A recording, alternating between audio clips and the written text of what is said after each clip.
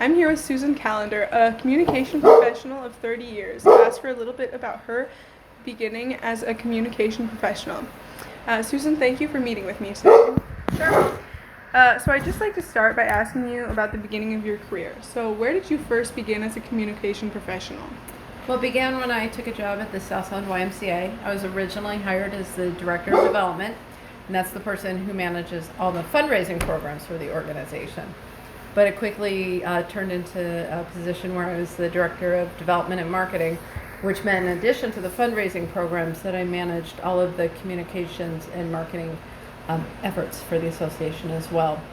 I mean, you grew up in the Y, so you remember it's a local organization that has 2 branches focused on health and well-being, has lots of classes and everything for families and kids and adults, and then the big child care program. So it's a large nonprofit in the community, and it's its own 501c3, but it's also part of a larger organization of the YMCA of the USA. And so I was not involved in the Y of the USA, but for the local organization. Okay, and what did you personally do there?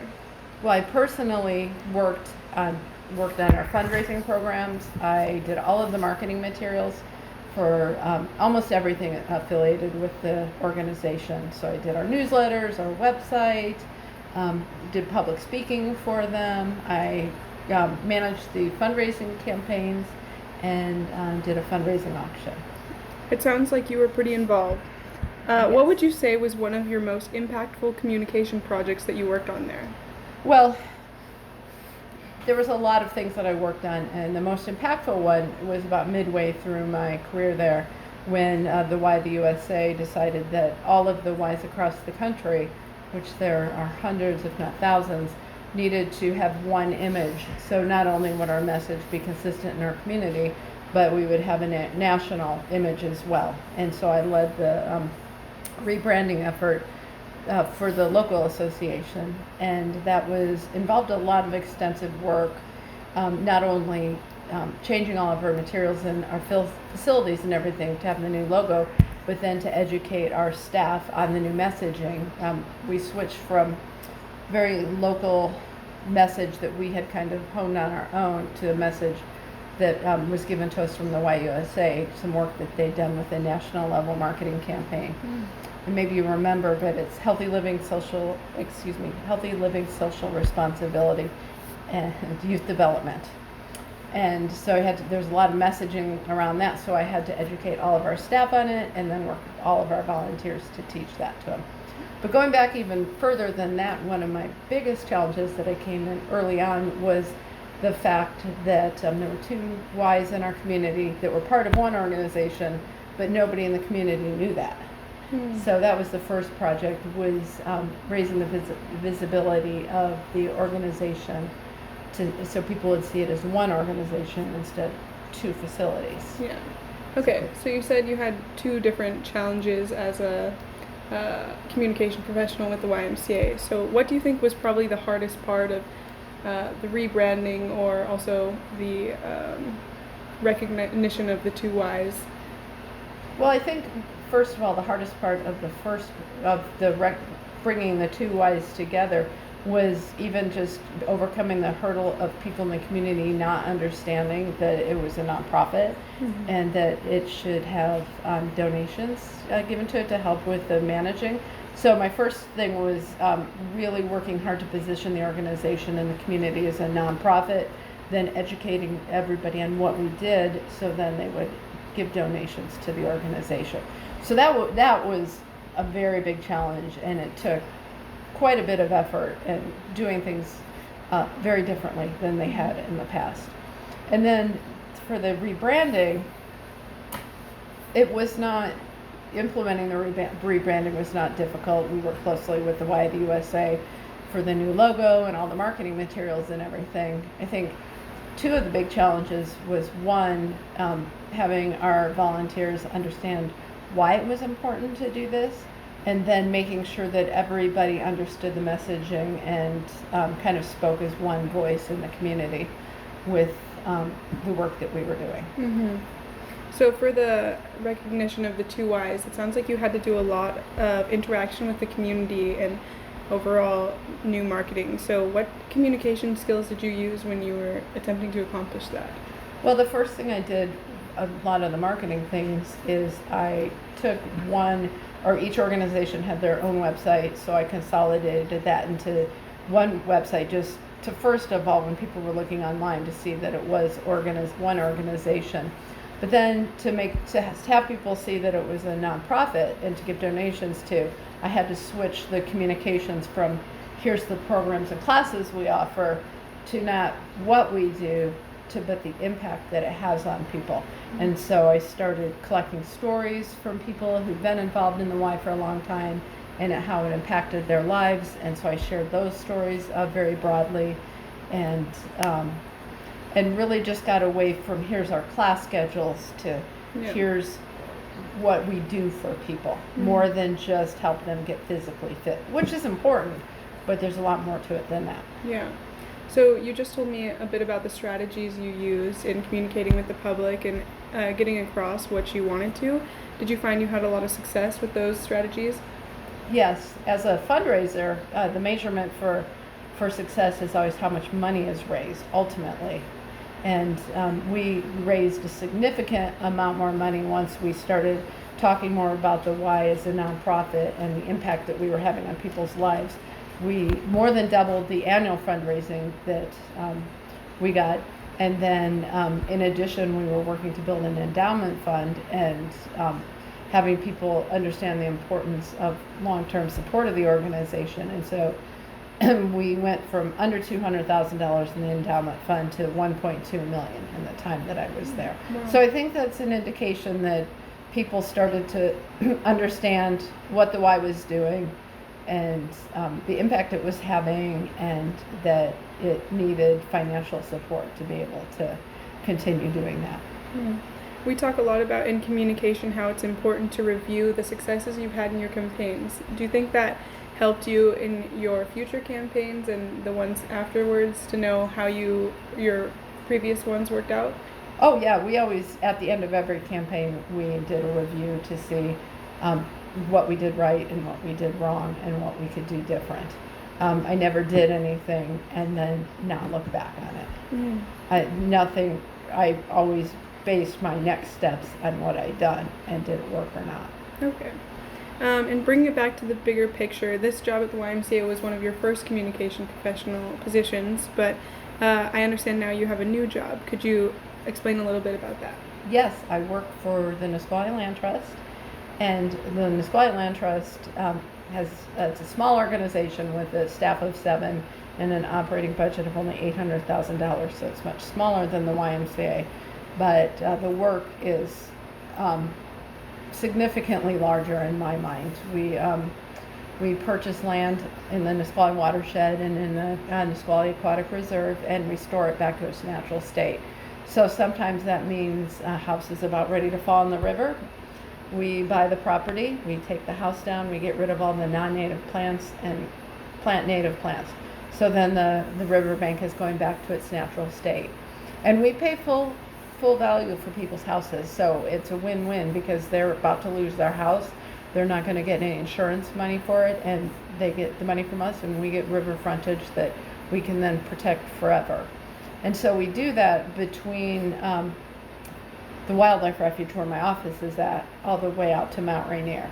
And then we just started working out, like I said, on the aquatic reserve. And so we have just about 7,500 acres of land that we restore.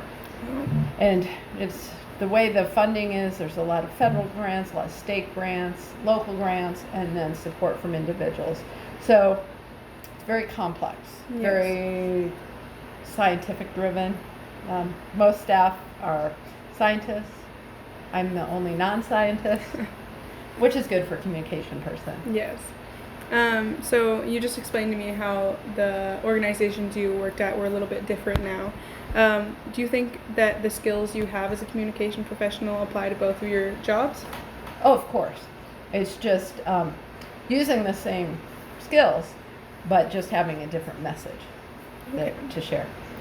And as you said, message. What do you think is a key part of creating a message from your organization to the public?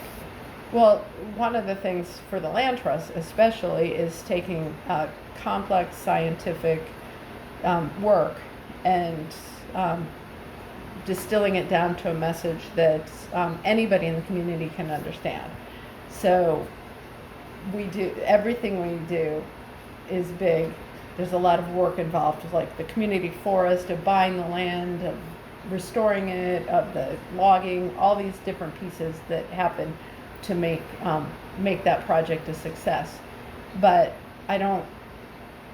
people don't want to hear all of that. It's just a lot for most people to understand and to take in. So I take a lot of what we do and I just hone it down to some very specific messaging that people in the community can understand, even if they're not real closely aligned with our work. And so some of the big ones that I talk about are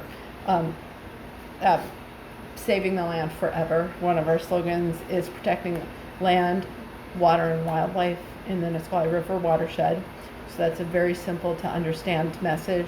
We talk about saving the salmon, helping to save the orca, and really just restoring land. Okay. So when you talked about the messages you're creating for the public, you said it's important to create something that people are going to care about. But how can you make sure your message is something people are going to care about, considering not everyone cares about the same things? So how do you apply that to your target market? Well, what we do is, and not everybody is going to care about what we do. Everybody has their own passion, everybody has their own interest. But I think through education, we can help people learn about what we're doing and perhaps then turn into somebody who might support the organization. So like I said, that's about communicating what we do in an easier to understand way. And one of the things that we did is right before I started there, which I've been there just started my 4th year, we developed, right before I got there, they developed a communication plan, and we identified all the stakeholders, all of our audiences, like people who live in Pierce County, people who live out in the Yelm, Eatonville area that are impacted by the watershed, government officials, people of different age groups, and then we looked at all of the things that we're doing and are putting our plans based on those different audiences that we want to reach. And so when we're reaching out to federal or state officials, the way we can communicate is very different than we can communicate to just somebody who happens to live in the watershed and doesn't really have an understanding of what we're doing. So it can go from a very high level messaging of very specifics of the work that we're doing, and then for others to go back to that, just like protecting the land, water, and wildlife. Yeah, okay. So you've made it clear to me that your role as a communication professional is really important to both the organizations you've worked for. So do you think it's important for all organizations and companies to have someone like you? Absolutely. So what I found in communications, just like in fundraising, people think they know that what we should be doing. And I found that first in fundraising, because everybody thinks that they know how to fundraise, but fundraising is an art and a science, and it may be easier to understand the art part of it and thinking that, oh, it's just this or that. But there's a lot of work that goes into it. And so I think having a professional who has an understanding of the importance of the work and how to do it efficiently and effectively makes a difference. Same with communications. It's easy to think that you know how to be an effective communicator, and most people can be an effective communicator when they've learned what they need to do. So I think it's important to have a professional that can identify the work and then use people. Like I use volunteers all of the time to share messaging. But my job is to craft the messaging, to implement it, and then what I like to do is make sure that everybody is speaking with one voice. So we work to tell them what the message is. We don't want them out in the community and just giving their opinion on the work that we're doing. We want them to be able to talk about the work that we're doing in a way where we're all saying the same thing about the importance of the work we're doing. So I guess that companies who don't have someone like you could end up harming themselves more than helping themselves. Oh, absolutely. Do you think that do you think you've ever had any experience with harm to your company and having to experience working with crisis management? I never have, and I don't. Where I'm at now, I don't think that we would get in that situation. I could see where it could have happened at the Y. Otherwise, had issues with sexual abuse and bad accidents happening because they didn't have good risk management policies into place. But I'm fortunate that I worked for an organization that always looked ahead of what could happen rather than having to go back and say why it happened and what we would do to rectify the situation. So we found that the work on the front end was better than the work on the back end. Yeah, that's very important, and we learn about that a lot in our classes. Do you think your lack of crisis management necessity has something to do with the fact that you've worked mainly in nonprofit organizations? Well, I think it has to do with the fact that I've worked at nonprofit organizations that have done really good planning and looking ahead to manage those risks.